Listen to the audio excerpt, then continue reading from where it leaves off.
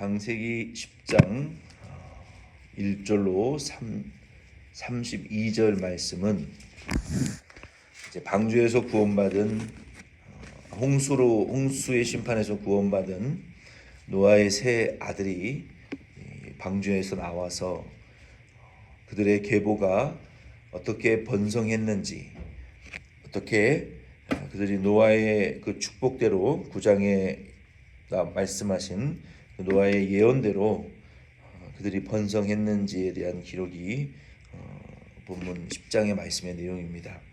먼저 1절로 5절 말씀 같이 읽겠습니다. 1절로 5절 같이 읽겠습니다. 노아의 아들 셈과 함과 야벳의 족보는 이러하니라. 홍수 후에 그들이 아들들을 낳았으니 아벨의 아들은 고벨과 마곡과 마대와 야완과 두발과 메색과 다라스요. 고멜의 아들은 아스그나스와 리밧과 도갈마요. 야완의 아들은 엘리사와 달시스와 기띔과 도다님이라. 이들로부터 여러 나라 백성으로 나뉘어서 각기 언어와 종족과 나라대로 바닷가의 땅에 머물렀더라. 아멘. 여기 셈이 야벳이 제일 먼저 기록되었습니다. 야벳은 열려 있다, 넓다라는 그러한 뜻인데, 야벳의 자손이 제일 많이 번성하고 뻗쳐나간 종족인 것 같아요. 세계 열방으로.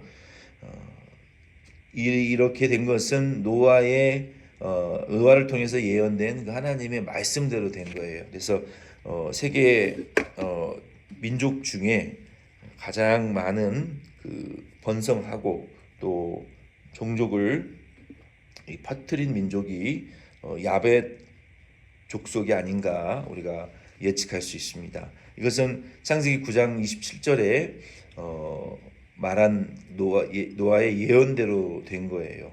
야벳의 자손들은 심히 크게 번성했고, 그리고 그들은 그 바닷가에 살았다라고 성경이 말하고 있어요.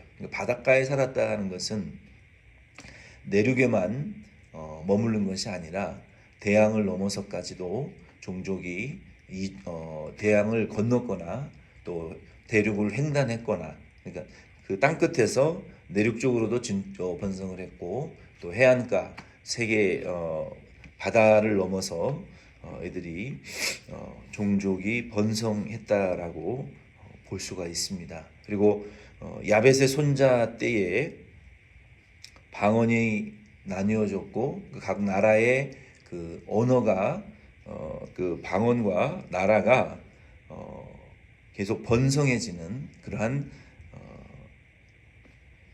문화와 방언이나 이러한 나라들이 번성하는 이러한 번성의 복을 받았습니다. 우리도 하나님이 우리에게 번성의 복을 주셔야 우리가 복을 받을 수가 있어요. 하나님께서 우리의 그 자녀를 번성하는 복을 주셔야 우리가 자녀를 낳을 수 있고, 결혼하면 우리가 다 낳는 것이 쉽게 자녀를 낳는 것이 아니냐라고 우리가 생각할 수 있지만, 하나님께서 자녀를 낳는 복을 우리에게 주셔야 됩니다. 그리고 또 물질의 복을 우리에게 주셔야 되고, 또 우리가 손으로 수고했을 때 어떤 분들은 농사를 지어도 농사가 안 되고, 또 안 돼서 장사를 해도 장사가 안 되고, 또 금융업을 해도 안 되고, 이게 될 듯 하다가 안 되는 분들이 있는데, 어떤 분들은 손에 대는 사업마다 번성하는 분들이 있어요. 그런 분들은 좋은 관련 업자들을 만나고, 또 판매 통로가 열리고, 또 장사만 하고 끝나는 것이 아니라 그 돈이 수금이 돼야 돼요. 돈이 들어와야 되고, 또 빌린 돈을 갚을 수 있어야 되고, 이 돈이 돌아야 되고, 그리고 떼지 않고, 내가 일한 돈을 떼먹지 않고, 또 사기꾼이 사기치지 않고.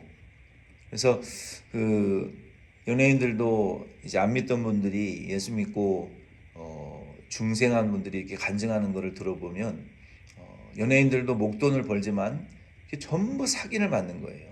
사기를 안 맞는 연예인들이 없더라고요. 보니까 다 사기 맞아요. 속내를 이야기하는 거, 간증하는 걸 들어보면 투자했다 망하고, 뭐 빌려줬다 망하고, 뭐 사기당해서 또 망하고, 많이 버는 거보다 뭐 100억을 뭐 100만 불을 벌어서 100만 1달러를 사기 맞으면 그거 돈 번 게 아니에요. 아무리 많은 돈을 벌어도 그게 번성하고 내 창고에 쌓여서 나와 내 가족들이 그것을 누리게 하시는 분이 하나님인 것 같아요. 아무리 많은 돈을 만져도 그걸 누릴 수 없는 것은 그건 축복은 아니에요.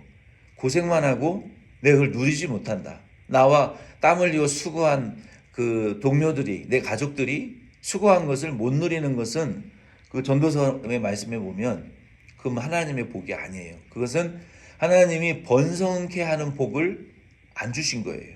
그래서 우리는 무슨 일을 하든지 우리를 통해서 하나님 번성하는 복을, 창성하고 번성하고 뻗쳐나가고 그 주신 복을 저와 자녀 대대로 누리는 복을 주시옵소서라고 우리가 기도해야 돼요. 야벳은 그런 복을 받았어요. 두 번째 6절 20절 말씀에 보면은 이 함 족속이 나옵니다. 이 함의 족속은 우리 같이 읽겠습니다. 6절로 20절을 같이 읽겠습니다. 함의 아들은 구스와 미스라임과 붓과 가나안이요 구스의 아들은 스바와 하벨라와 삽다와 라마와 삽드가요 라마의 아들은 스바와 드단이며 구스가 또 니무롯을 낳았으니 그는 세상의 첫 용사라. 그가 여호와 앞에서 용감한 사냥꾼이 되었으므로 속담에 이르기를 아문은 여호와 앞에 니무롯과 같이 용감한 사냥꾼이로다 하더라.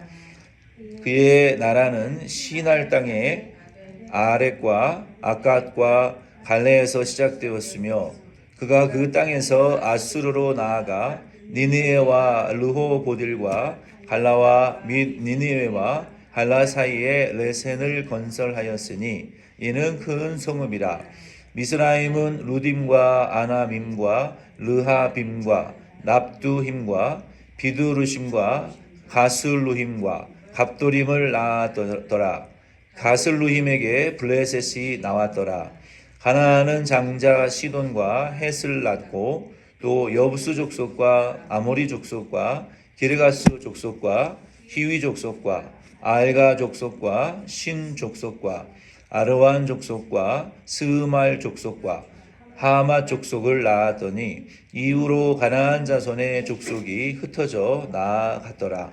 가나안의 경계는 시돈에서부터 그라를 지나 가사까지와 소돔과 고모라와 아드마와 스보임을 지나 라사까지였더라. 이들은 함의 자손이라 각기 족속과 언어와 지방과 나라대로였더라. 아멘.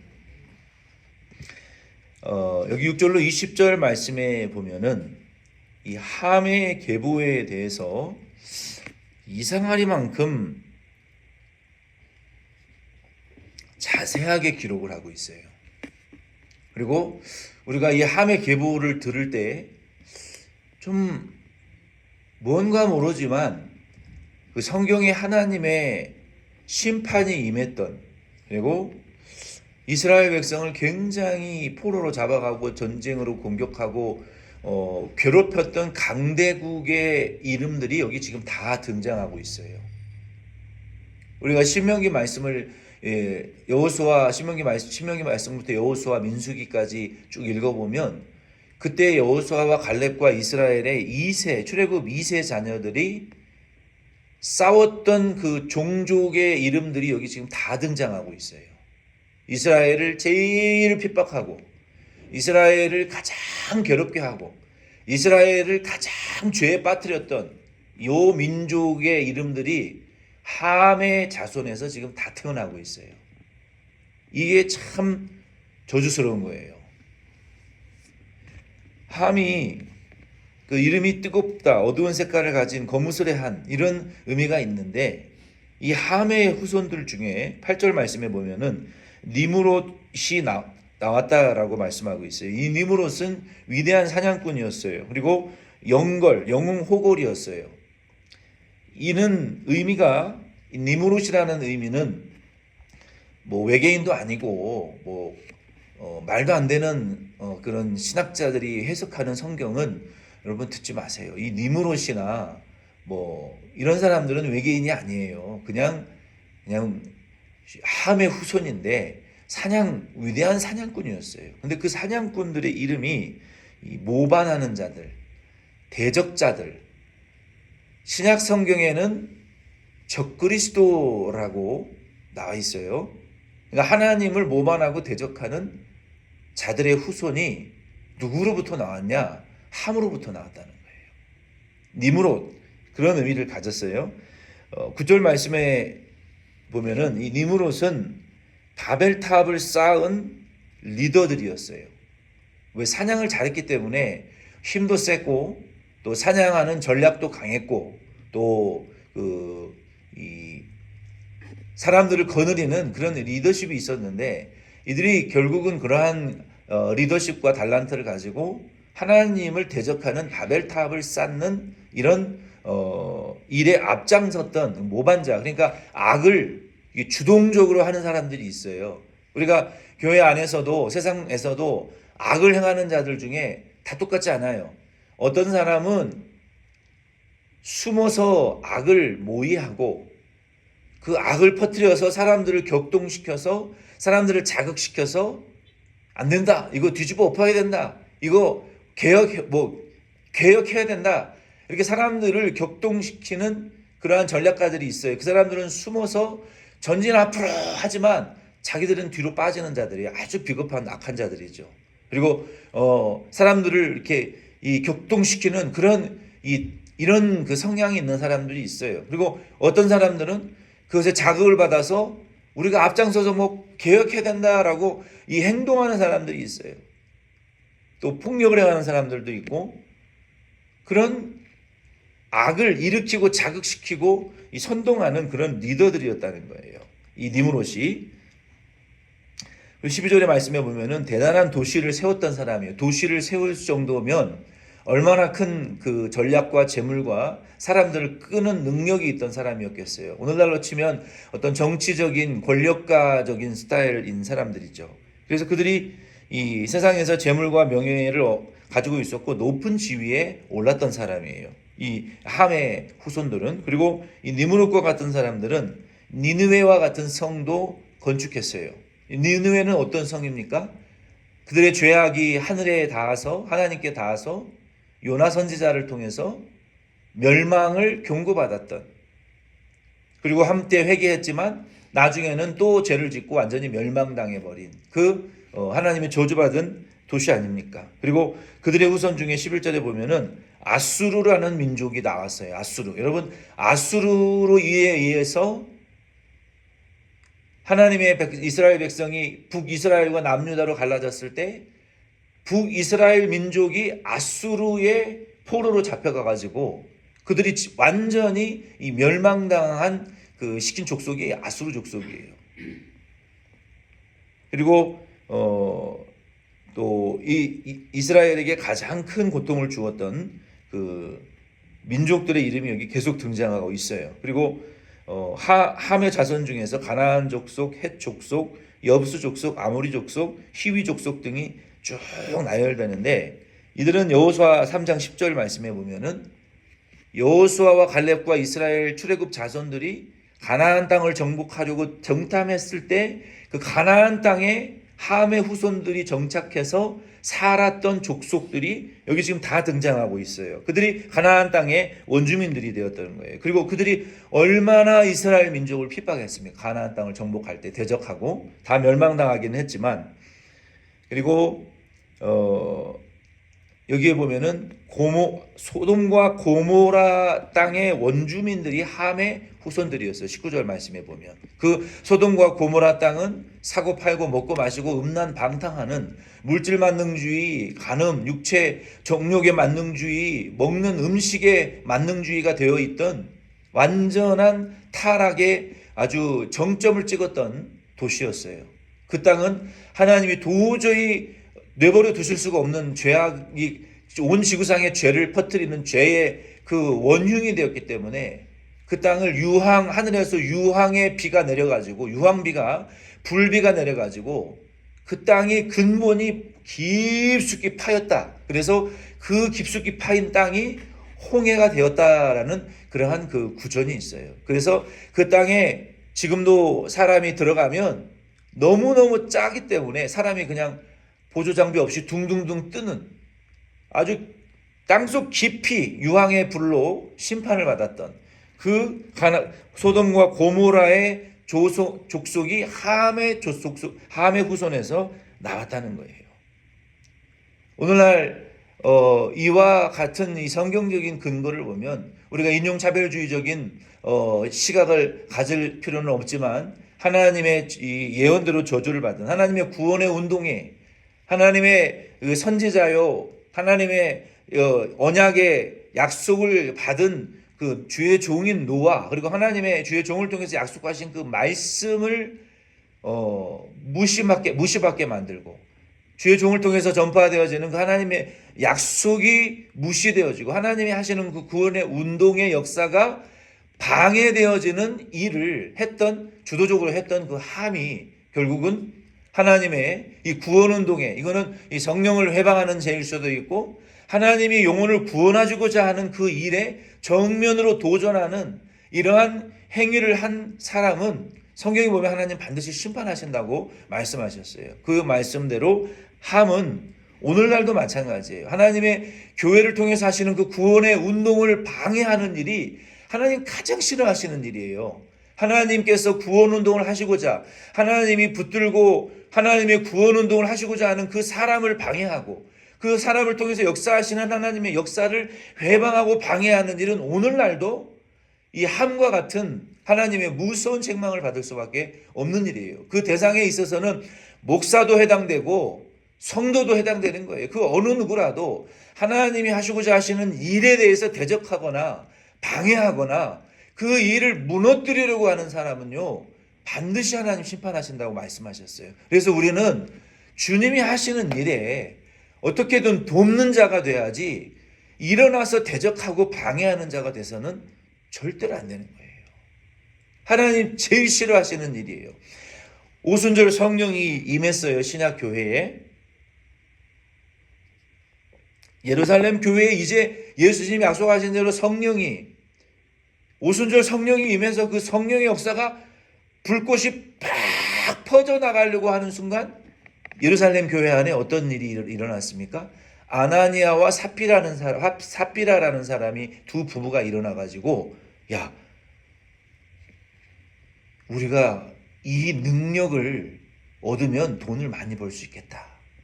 베드로가 손을 얹으니까 귀신이 떠나가고 막 불치병이 고쳐지는 걸 보니까 수십만 명의 교회로 부흥되는 거 봐라. 야, 저 사람들이 헌금하는 돈만 해도 한 일주일에 얼마야? 우리가 저 사람이 얻은 명성이 얼마야? 우리가 이 능력을 받자. 그래가지고 그 능력을 받기 위해서는 사도들의 눈에 들어야 될 것 같으니까 집을 팔아서 우리가 헌금을 한다 그러자. 집을 팔아가지고 집 판 돈을 숨기고 일부를 이거 집 다 판 돈입니다 이렇게 드렸단 말이에요. 그 집값이 얼마인 것이 중요한 것이 아니라 그들의 마음에 사악하고 악독한 예수의 이름을 이용해서 자기의 경제적인 이익을 얻으려고 하는 이 악한 마음을 통해서 결국은 하나님의 복음이 무너지게 생겼단 말이에요. 그래서 하나님께서 그렇게 강력한 처벌을 아나니아와 삽비라에게 행하실 수밖에 없었던 거예요. 그것을 통해서 보면 하나님이 하시는 구원의 운동을 방해하는 자에 대한 하나님의 심판이 얼마나 무서운지를 우리는 알아야 되는 거예요. 하나님이 그리고 그러한 엄중한 심판을 행하시는 것을 보면 오늘날도 교회가 작던 크던 하나님의 교회를 통해서 하시는 하나님의 그 구원의 운동의 일이 얼마나 중대하고 막중한 것인가를 우리는 깨달으셔야 돼요. 하나님이 하시는 일에 대한 함부로 판단하고 하나님의 일에 대해서 함부로 우리가 방해하고 하나님이 하시고자 하는 일에 대해서 함부로 우리가 브레이크를 걸고 방해하고 우리의 인간적인 생각으로 내 뜻대로 이렇게 해도 되고 저렇게 해도 되는 것은 아니에요. 그만큼 하나님은 교회가 작든 크든 교회를 통해서 엄청나고 막대한 중대한 일을 지금 하고 계신다라는 것을 우리는 깨달으셔야 돼요. 그 일에 우리가 도움을 드려야지 돕지는 못할 망정 방해하고 회방하고 거슬려서는 안 되는 거예요. 그래서 저와 여러분들은 우리 덴버천 장로교회 적어도 오늘 새벽에 아침에 수요기도에 기도하시는 성도님들은 남의 교회에 대해서 교회에 대해서 말하지 마세요. 목사님에 대해서, 사모님에 대해서, 성도에 대해서, 교회에 대해서 판단받고 판단 들을 만한 말은 일체 입 밖에 내지 마세요. 아멘이십니까? 우리 교회도 마찬가지고 남의 교회도 마찬가지고 절대로 판단하고 언급하지 마세요. 그냥 침묵하세요. 아무리 좋은 말을 해도 남의 교회에 대한 말을 하면 결론은 흉이 되고 비난이 돼요. 판단이 돼요. 그래서 우리는 하나님이 하시는 일에 대해서 조금이라도 손해를 끼치면 안 돼. 하나님 안 기뻐하세요. 함이 이와 같은 하나님이 하시는 일에 손해를 끼치고 그가 회개할 기회가 있었지만 회개 못했어요. 그래서 이러한 저주를 결국 받고 말았어요. 역사가 그것을 증명하잖아요. 마지막 21절로 32절 말씀을 우리 읽겠습니다. 셈은 에셀 온 자손의 조상이요 야벳의 형이라. 그에게도 자녀가 출생하였으니 셈의 아들은 엘람과 아스루와 아르박삿과 룻과 아람이요 아람의 아들은 우스와 훌과 게델과 마스며 아르박삿은 셀라를 낳고 셀라는 에벨을 낳았으며 에벨은 두 아들을 낳고 하나의 이름은 벨렉이라 하였으니 그때의 세상이 나뉘었으며 벨렉의 아우의 이름은 욕단이며 욕단은 알모닷과 셀렙과 하살미웨과 예라와 하도람과 우살과 디글라와 오발과 아비마엘과 스바와 오빌과 하윌라와 요밥을 낳았으니 이들은 다 욕단의 아들이며 그들이 거주하는 것은 메사에서부터 스발로 하는 길의 동쪽 산이었더라. 이들은 셈 자손이니 그 족속과 언어와 지방과 나라대로였더라. 이들은 그들의 백성들의 족보에 따르면 노아의 자손의 족속들이요 홍수 후에 이들에게서 그 땅의 백성들이 나뉘었더라. 아멘. 여기 셈은 이름이 있다, 명성이 있다 이런 의미예요. 그러니까 이 셈이라는 이름은 그 이름에 가치와 의미가 있고 존귀한 자이고 명성이 있는 자다. 하나님께서 노아를 통해서 축복하신 그 예배자로 섬기는 이들을 통해서 신령하고 거룩한 예배가 드려지게 될 것이다라는 이러한 그 축복을 셈이 받았는데, 이 셈은 하나님의 구원의 운동을 도와드렸어요. 아이고 뭐 아버지의 수치를 덮어드린 게 뭐 그렇게 대단한 거냐? 대단한 거죠. 아버지 그 부끄러운 노아를 통해서 하나님이 일하시잖아요. 부끄러운 노아였지만 수치스러운 일을 했지만 그를 통해서 하나님이 약속하셨다는 게 중요한 거예요. 그럼에도 불구하고 하나님이 그에게 언약하셨고 그에게 만물의 권세를 맡기셨다. 그를 통해서 당신의 일을 지금 이끌고 가고 계신다. 하나님에게 쓰임을 받는 사람이다라는 것이 중요한 거예요. 그래 그 사람을 돕는 것이 하나님을 돕는 것이고 복을 받는 비결이라는 거예요. 여기 셈의 10대 후손으로 누가 태어납니까? 11장 10절로 26절 말씀해 보면 아브라함이 태어나는 거예요.